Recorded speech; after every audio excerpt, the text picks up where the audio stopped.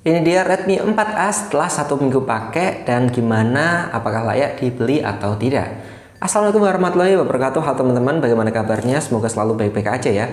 Di video kali ini kita akan bahas tentang HP Redmi 4A lagi yang kemarin sempat kita bahas ya, apakah masih layak dibeli atau enggak. Jadi saya eksperimen juga, ini 1 minggu saya pakai pribadi dan hasilnya ada beberapa catatan ya, tambahan yang belum saya lengkapi di video kemarin ya teman-teman. Oke, kita akan langsung ke inti videonya. Jadi Redmi 4A ini adalah rekondisi, unit yang refurbish ataupun rekondisi, terserah teman-teman nyebutnya apa ya.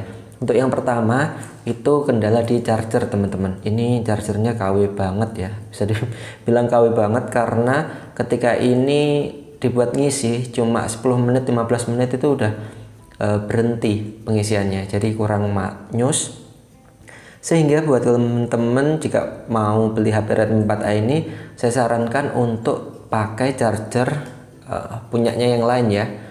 Seperti ini saya punya charger Xiaomi yang lama ya.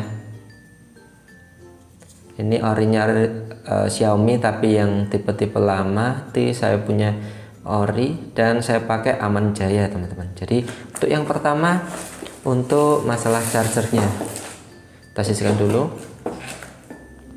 Setelah chargernya teman-teman, ini di bagian sini kan ada tulisan Mi ya, itu kayak kelihatan Mi, itu mudah banget ngelupas ya. Jadi ketika ngelupas saya tutup pakai ini sekalian. Di stikernya ini saya harusnya kan di tengah sini, ini ada bekasnya, harusnya di tengah sini saya taruh di sini karena ini ada tulisan Mi dan udah ngelupas teman-teman. Padahal 1 minggu pakai loh, karena lemnya kurang bagus ya. Itu salah satu kendala juga buat yang mau beli Redmi 4A ini. Oke, untuk keseluruhan ini masih dalam kategori normal ya. Untuk fotonya, telepon, SMS, dan baterainya pun alhamdulillah saya dapat yang lumayan irit teman-teman. Jadi nggak terlalu boros-boros banget. Sewajarnya aja sih untuk baterainya.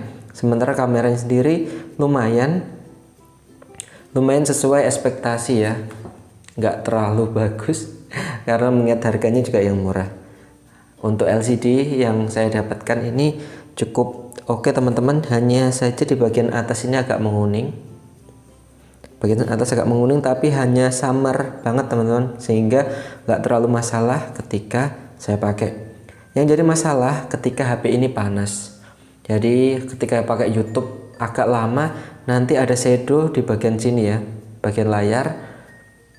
Ketika kita masuk ke menu pesan gini, ada shadow bekas seperti tontonan YouTube gitu teman-teman. Tapi itu jarang sih, ketika emang bener-bener panas aja. Jadi overall masih oke punya Redmi 4A ini. Tapi untuk yang tipe lain ya teman-teman, misal itu kan ada sekarang tuh Oppo A37, Oppo yang baru itu F1S, itu banyak yang rekondisi. Itu nggak berani beli saya karena memang kualitasnya lumayan buruk ya teman-teman. Tapi kalau yang 4A ini masih lumayan bisa ditoleransi, mengingat harganya juga murah, hanya 500 ribuan udah dapat RAM 2 internal 16 GB seperti ini teman-teman.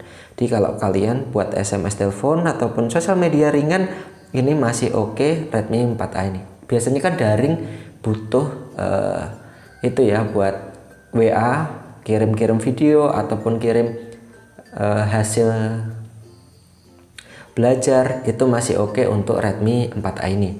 Untuk catatan aja, ini tadi ya, di chargernya kurang bagus, dan untuk layarnya tadi kalau terlalu panas memang itu teman-teman, shadow itu kayak membayang. Misal kita habis lihat laut ataupun kita ngetik YouTube, kita lihat tuh YouTube lama, nanti ketika agak panas di bagian layar sini itu ada bekas seperti gambar YouTube tapi samar gitu. Itu adalah yang namanya shadow ya teman-teman, atau bayangan, sehingga kurang bagus ketika dilihat. Namun bagi saya itu masih agak ringan juga, mengingat ini tuh kalau nggak terlalu panas ataupun dipakai sosial media biasa itu masih oke punya ya. Jadi begitu teman-teman. Setelah saya rasakan ini, saya berani jual ke pelanggan ya, walaupun untuk tipe lain saya nggak berani karena saya juga cek beberapa kali itu pasti ada yang layarnya cuel ataupun bodinya kurang bagus, layarnya membayang ataupun garis-garis gitu teman-teman. Tapi kalau yang 4A ini masih lumayan oke untuk dijual kembali, ataupun buat kalian mau beli HP ini silahkan aja, masih oke punya ya. Tapi untuk chargernya pastikan dulu ke pembelinya kalau memang dapat charger yang lumayan bagus. Gacha sih sebenarnya teman-teman, kadang dapat bagus kadang enggak. Kalau yang punya saya ini kurang begitu oke ya, sehingga saya pakai charger yang lain. Jadi itu aja dulu buat kalian yang pengen beli HP ini. Saya ya pikir kembali aja untuk harga 500 ribuan itu masih oke atau enggak. Tapi kemarin saya survei itu harganya 700.000 teman-teman di counter-counter besar. Jadi gimana, kembali lagi ke kalian masing-masing. Kalau saya sih ini kalau kepepet nggak apa-apa beli ini. Kalau ada uang lebih itu masih worth it beli second yang harga 1 jutaan. Kalian bisa dapat HP dengan spek yang lumayan gede ya. Itu ada Realme C11 ataupun Vivo Y91C. Itu udah internalnya 32 GB dan baterainya pun juga lumayan awet teman-teman, begitu. Oke, sampai jumpa ya. Saya rasa cukup, semoga membantu teman-teman dalam memilih HP. Jangan lupa subscribe, sehingga buat kalian yang pengen ganti-ganti HP ataupun mau beli HP second bisa komen di bawah dan gak ketinggalan untuk video-video saya selanjutnya. Wassalamualaikum warahmatullahi wabarakatuh, sampai jumpa.